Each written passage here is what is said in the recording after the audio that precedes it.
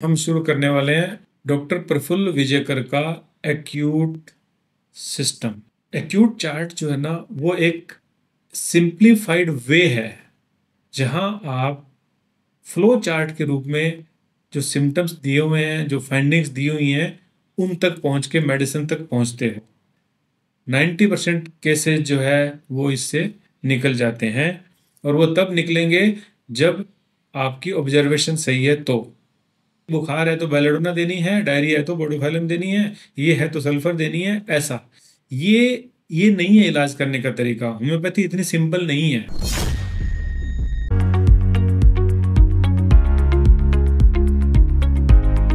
देखिए, अभी जो हम शुरू करने वाले हैं डॉक्टर प्रफुल्ल विजयकर का एक्यूट सिस्टम। पिछली क्लास में हमने एक्यूट को कैसे हैंडल करें, कैसे ट्रीटमेंट दें, मैं जिस तरीके से एक्यूट्स करता हूं उनके बारे में मैंने आपको बताया।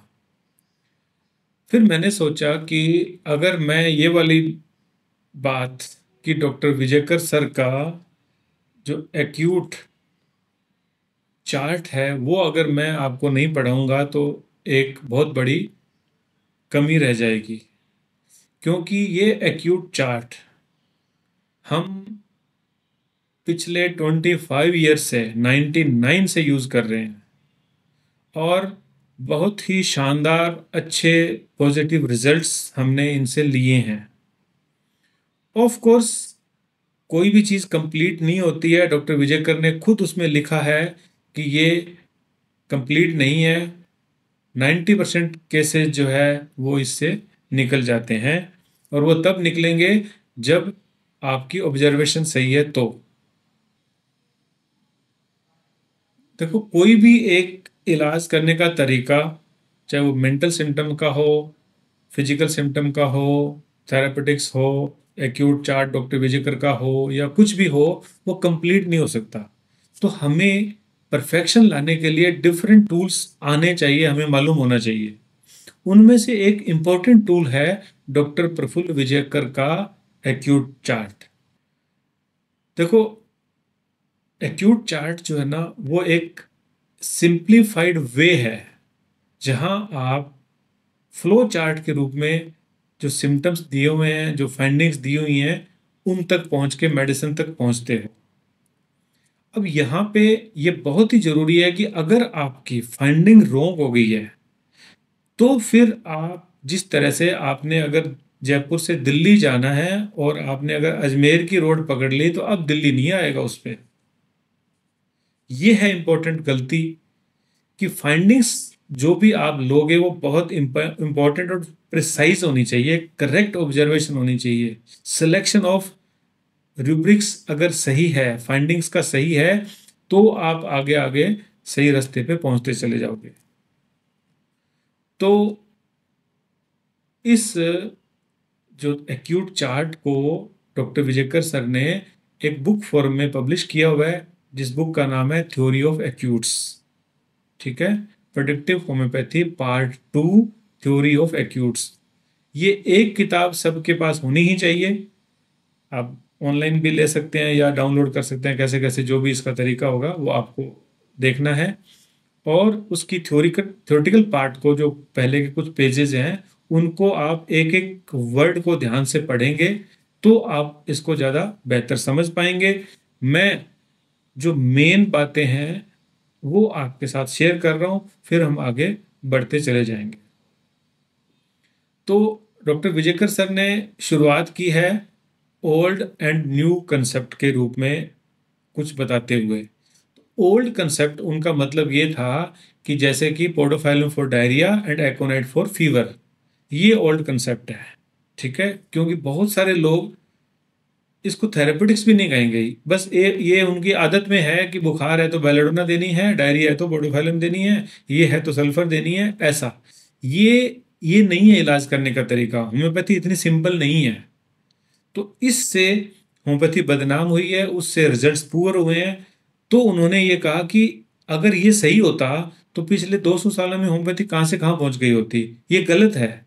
इसलिए उन्होंने अपने कंसेप्ट को न्यू कंसेप्ट बोला। वो क्या बोला कि होलिस्टिक अप्रोच। होलिस्टिक अप्रोच का मतलब है कि सारे के सारे जो प्रिंसिपल्स हैं होम्योपैथी के वो लागू करके और पेशेंट के जो जनरल कंडीशन है वहां से शुरू करना। ये जो कंसेप्ट है समवेयर कैंट से मिलता जुलता कंसेप्ट है। ठीक है, तो कार्डिनल प्रिंसिपल्स को यूज करते हुए, फॉलो करते हुए, हैरिंग लॉ ऑफ क्योर को यूज करते हुए, फॉलो करते हुए नए कंसेप्ट के ऊपर आने की बात उन्होंने शुरू में कही है। अगले चैप्टर में इन्होंने लिखा है कि आखिर एक्यूट डिजीज होती क्या है।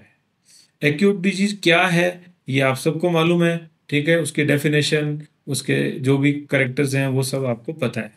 तो किस तरह की एक्यूट डिजीजेज में या किस तरह की डिजीजेज में ये चार्ट इफेक्टिव है ये तो हमें मालूम होना ही चाहिए ना।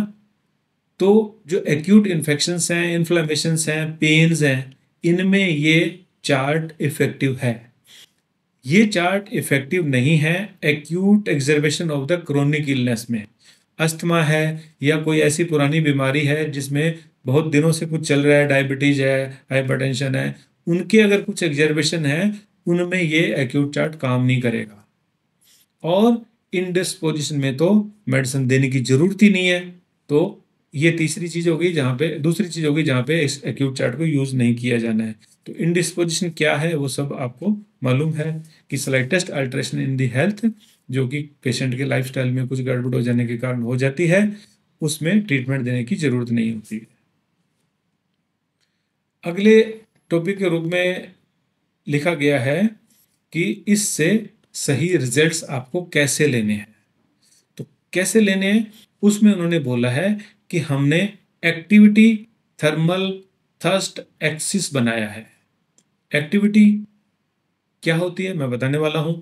एक्टिविटी का मतलब ये है कि जो मैं कर रहा हूं, जो आप कर रहे हैं, जो बच्चा कर रहा है, जो वो व्यक्ति कर रहा है, जो उसका रूटीन है, वो है एक्टिविटी।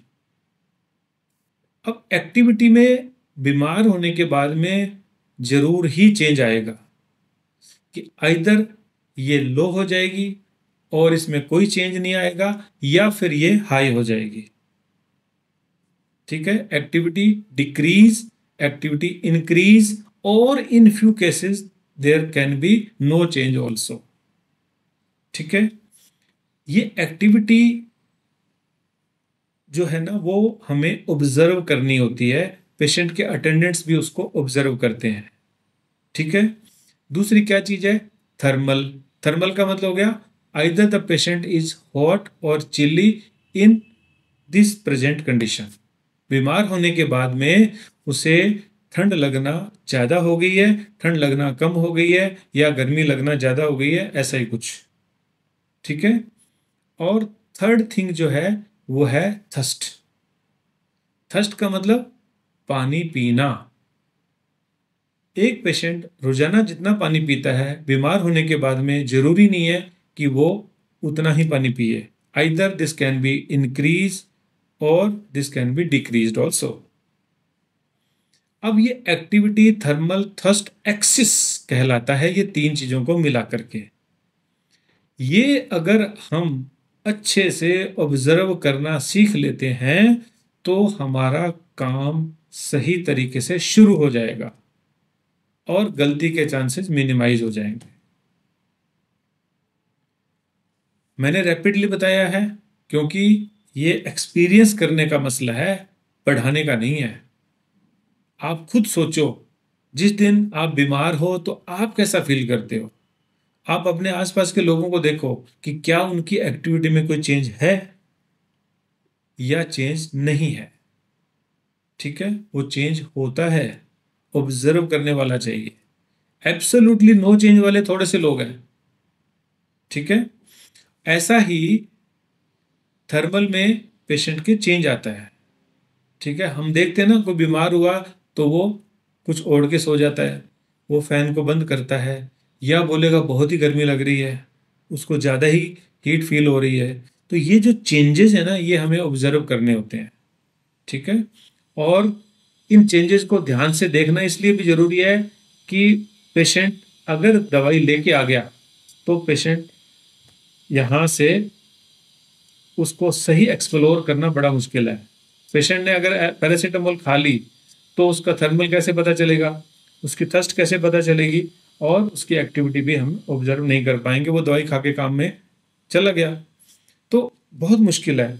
अगर लेना है पेशेंट को इस चार्ट के थ्रू, तो आपको अनअडल्ट्रेटेड फॉर्म में, नेचुरल फॉर्म में, जैसे पेशेंट बीमार हुआ उसी फॉर्म में तभी ऑब्जर्वेशन लगानी है। ठीक है।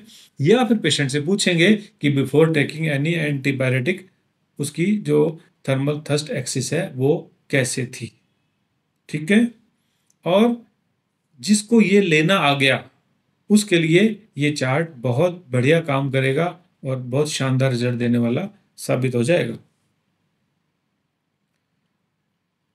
दूसरी जो मेन चीज डॉक्टर विजयकर ने पकड़ी थी वो है डिलीजेंसी, यानी कि कंसेंशियसनेस। ये डिलीजेंसी और कंसेंशियसनेस का जो यूज है ये इससे पहले इतना बढ़िया कहीं भी नहीं यूज हुआ जो डॉक्टर विजयकर ने यूज किया है। डिलीजेंट किसको बोलते हैं? डिलीजेंट वो होता है, हिंदी में अगर कहें तो कर्मयोगी। कर्मयोगी मतलब वो व्यक्ति जो अपनी ड्यूटी को, अपने काम को, अपने फर्ज को सबसे ऊपर रखता है। डिस्पाइट हिज इलनेस पेशेंट वो काम करना चाहेगा, वो काम करना चाहेगा अपने धर्म को समझ के, अपनी ड्यूटी को समझ के। कंपल्शन नहीं है कि अटेंडेंस शॉर्ट हो जाएगी तो बच्चा स्कूल जा रहा है, कंपल्शन नहीं है कि होमवर्क नहीं करने से डांट पड़ेगी, वो खुद से कर रहा है। कंपल्शन नहीं है, एग्जाम सिर पे भी नहीं है, तब भी पेशेंट पढ़ रहा है, बच्चा है। तो ऐसा ही अगर कोई ड्यूटी वाले लोग हैं, स्कूल कॉलेज में टीचर हैं या कोई भी प्रोफेशनल लोग हैं, वो अपने काम को इसलिए करना चाहेंगे कि उन्हें करना है, उनका धर्म है। लोगों की परेशानी को समझते हुए जब कोई काम करता है तो वो डिलीजेंट कहलाता है। ऐसा ही अगर वो हाउसवाइफ है तो ये देख के कि हाँ मुझे बुखार है, वो सो नहीं जाएगी, वो चाहेगी कि एनी हाउ मैं अपना फर्ज करूं, मैं अपनी ड्यूटी को करूं। बहाना नहीं बनाएगा वो, बल्कि काम को करना चाहेगा। ठीक है। तो वो जो लोग कर्म योगी लोग जो होते हैं, जो काम को पूजा समझ के करने वाले लोग हैं, वो डिलीजेंट होते हैं। डॉक्टर विजयकर ने हर एक ग्रुप की मेडिसिन को डिलीजेंट और नॉन डिलीजेंट में डिवाइड किया है। ठीक है। तो ये शब्द को अच्छे से समझना बहुत जरूरी है। थर्मल, थर्स्ट और एक्टिविटी के बाद में अत्यंत ही जरूरी है ये। ठीक है।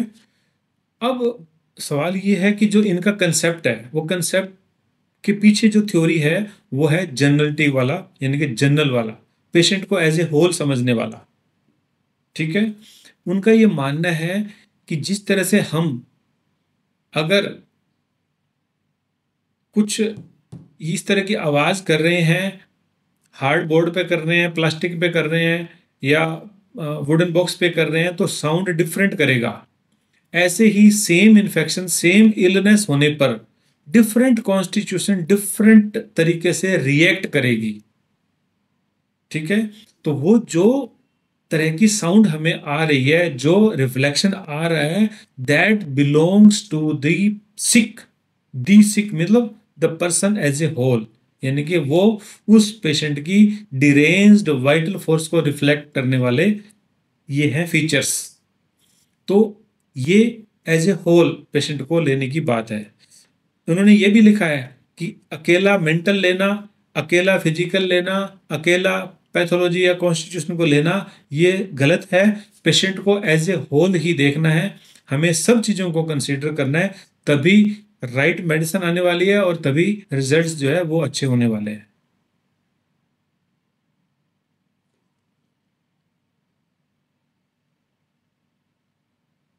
उन्होंने एग्जाम्पल दिए हैं, जिस तरह से कल्केरिया कार्ब है वो स्लो मेडिसिन है, डल मेडिसिन है।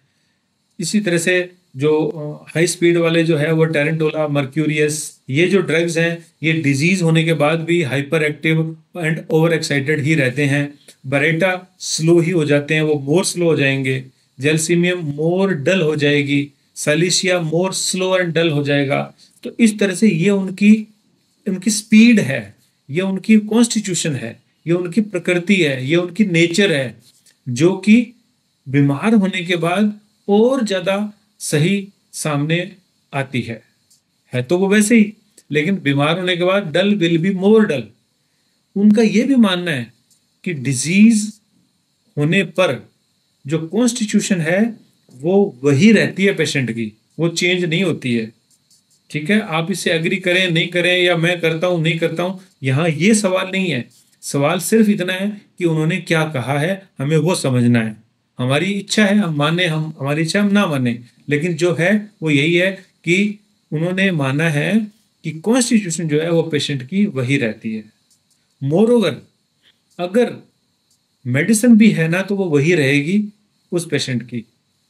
फिर भी अगर चेंज होता है तो ड्रग रिलेशनशिप में ही जाएगा, जैसे कि कलकेरिया कार्ब बेलाडोना में जाएगा, सल्फर जो है वो आइकोनेट में जाएगा, या इस तरह से कोई भी जो रिलेशनशिप वाली मेडिसिन है वही मेडिसिन उसकी एक्यूट में होने वाली है। तो बहुत ज्यादा मेडिसिन में चेंज नहीं आएगा। ठीक है ना, कलकेरिया कार्ब का मर्कसोल नहीं हो जाएगा, जेलसीमियम का मर्कसोल नहीं हो जाएगा, जेलसीमियम का टेरेडोला नहीं बन जाएगा। तो मेडिसिन में बहुत ज्यादा चेंज नहीं आता है जब वो बीमार पड़ जाएगा तो। ठीक है।